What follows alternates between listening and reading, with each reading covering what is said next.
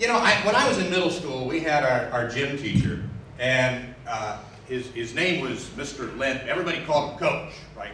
And Coach, he had one 3-word motivational speech. Hang in there, right? Anything at all, hang in there, right? You say, we're 50 points behind, hang in there, right? I would give up. It didn't matter what it was. I broke my leg in 3 places, a bone sticking out. Hang in there.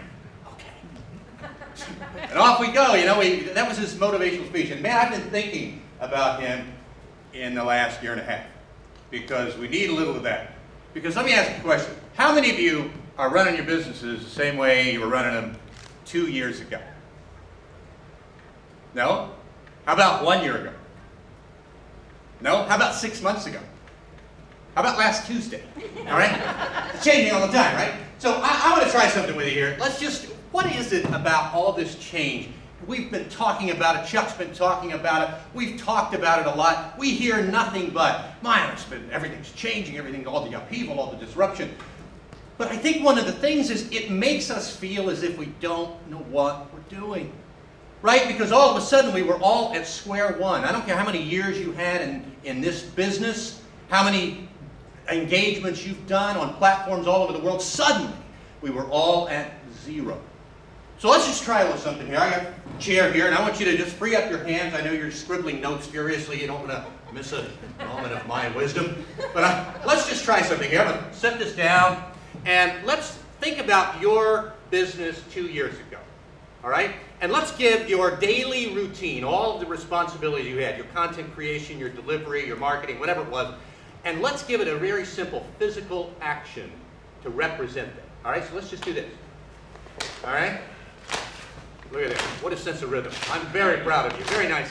All right. And we were all doing this. You know what? It wasn't this simple, but looking back, it feels like it was from this standpoint, right? The thing suddenly, March of 2020, everything changed, and suddenly the calendar went up in smoke, and all of a sudden, man, we're doing things a little differently. Follow me now. This is what we're doing now.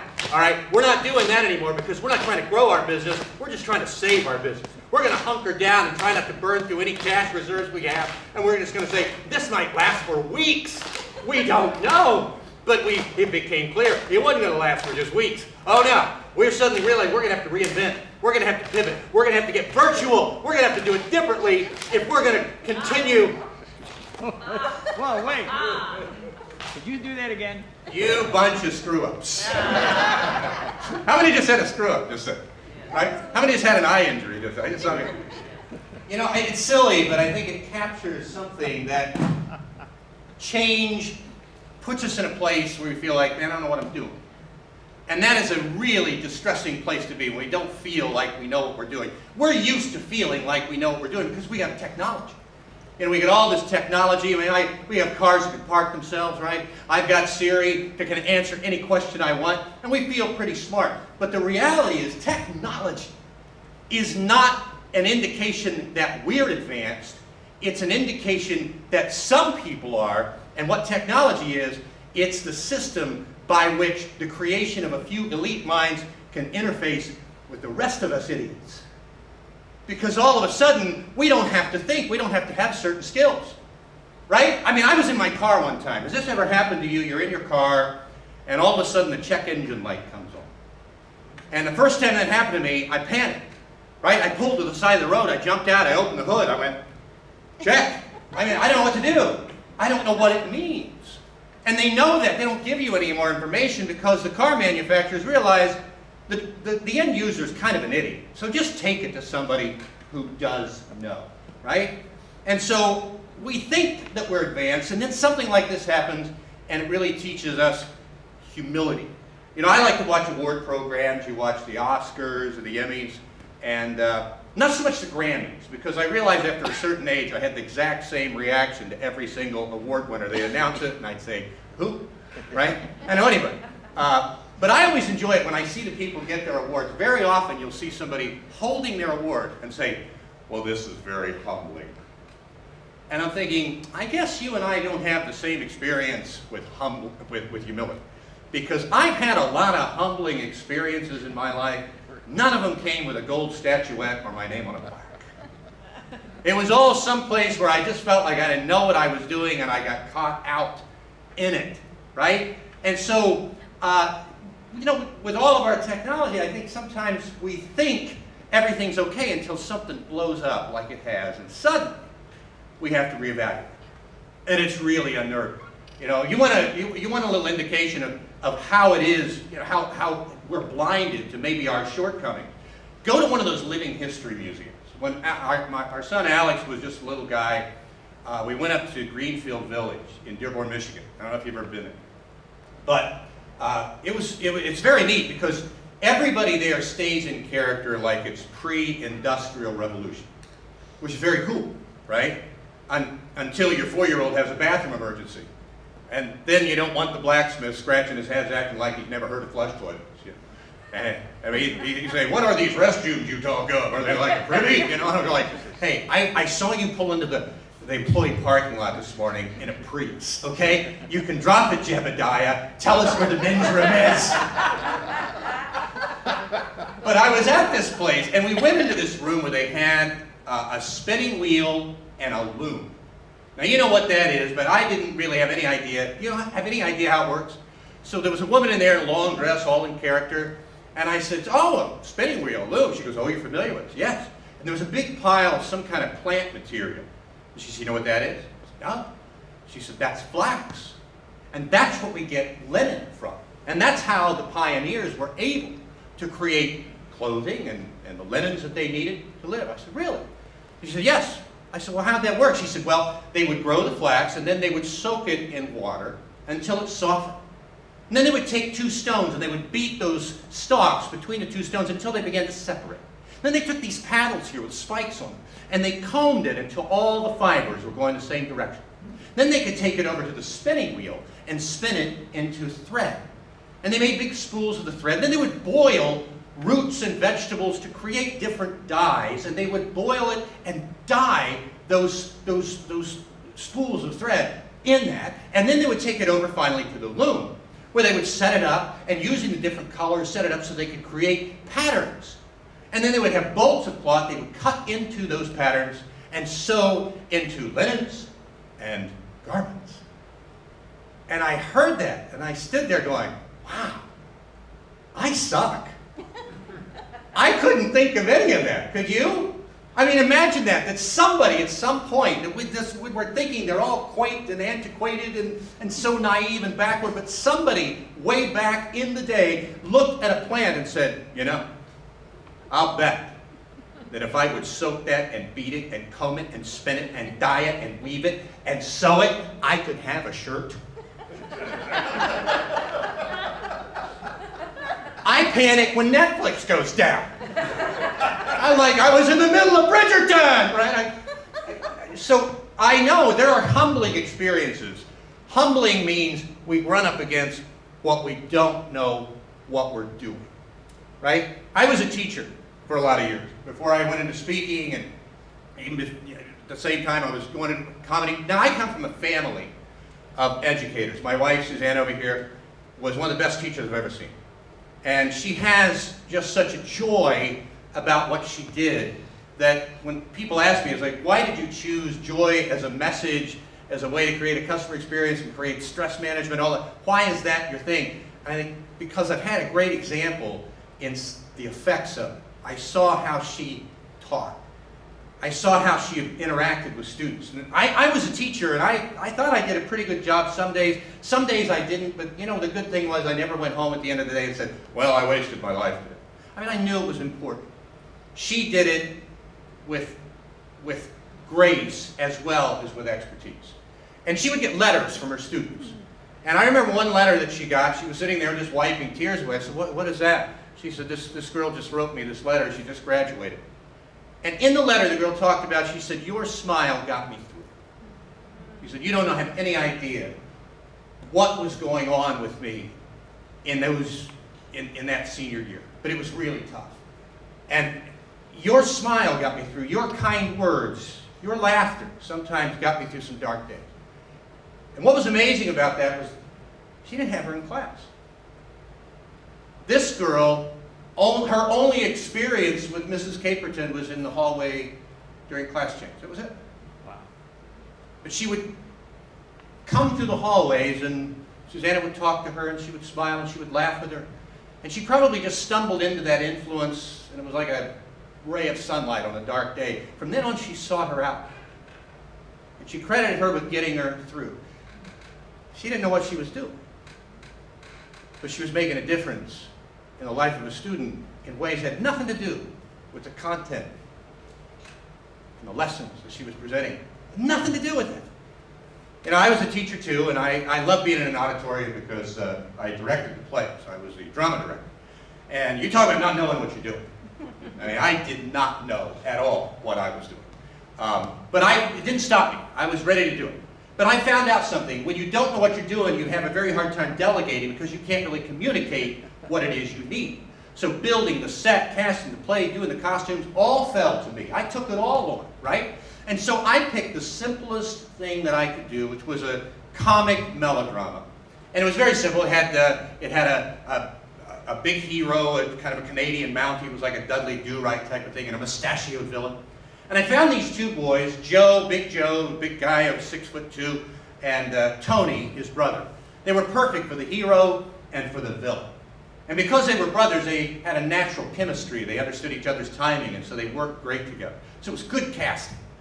And the set was pretty simple. It was another reason I picked it, because it just needed a few set pieces. The only thing I really needed to build was a large moose head that was supposed to look like it was hanging on the wall above the fireplace. But since there was no wall, I had to build it freestanding. And I don't know what I'm doing. I shouldn't even be allowed at Home Depot, honestly. I mean, honestly, I really do think they ought to have a screening test when you go to Home Depot or Lowe's. They ought to show you a tool and say, do a little word association. What does this make you think of, right? Hold up a radial arm saw, and if you say, I see a new dad, oh, come on in, you're our kind of guy. But if you look at it like I would and go, high-speed amputation? No. Get back in your minivan and call Angie's List, right? You got to get out of it.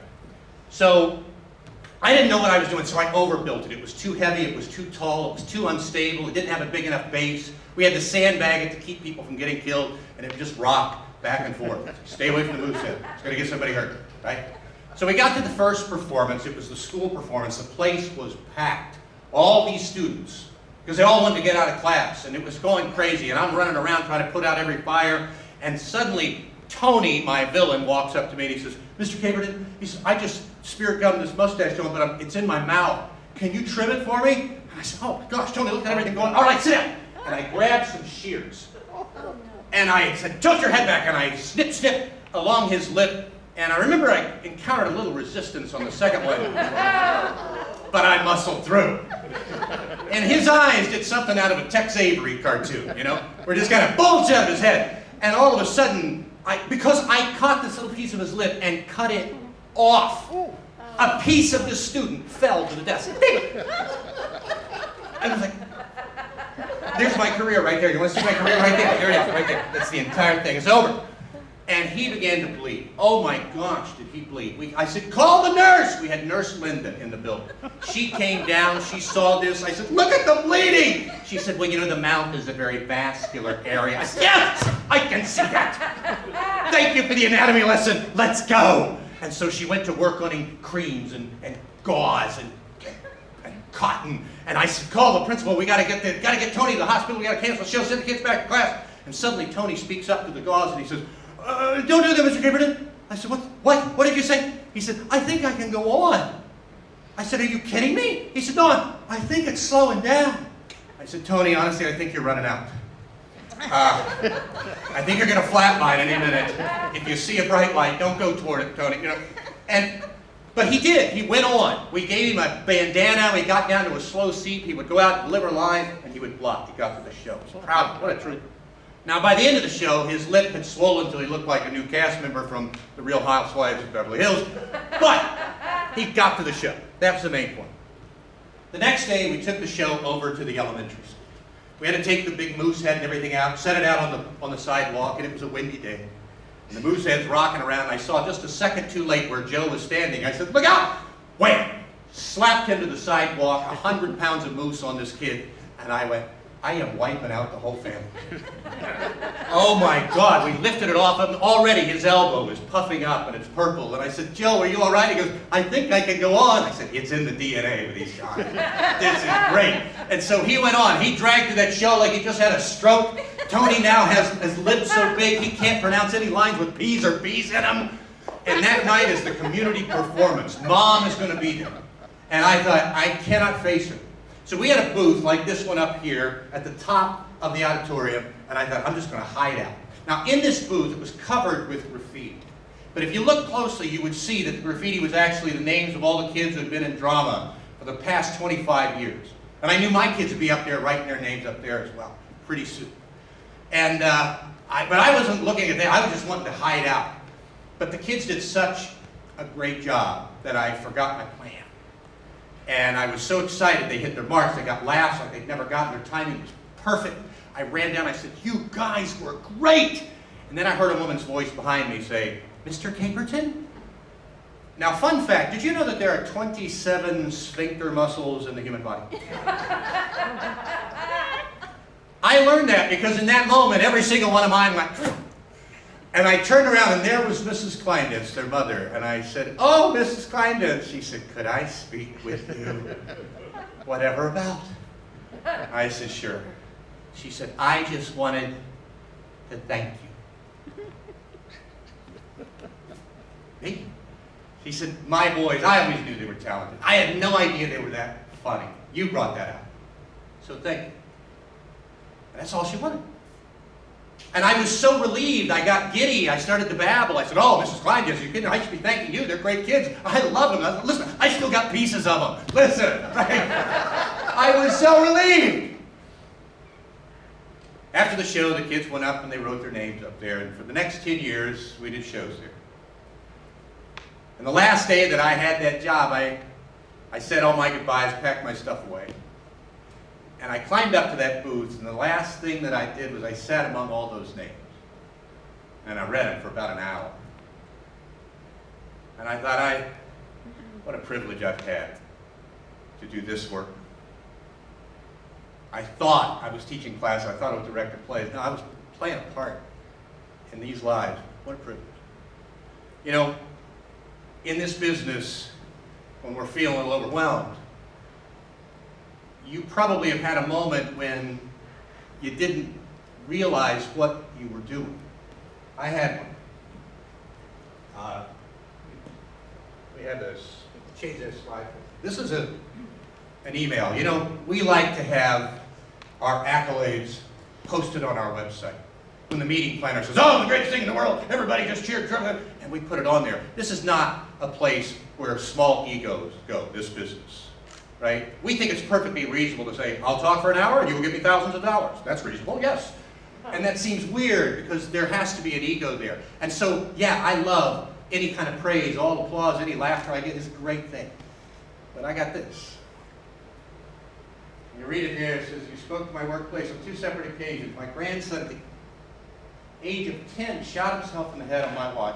My life will never be the same. Your speeches and book have helped me cope with this horrible event in ways you cannot imagine.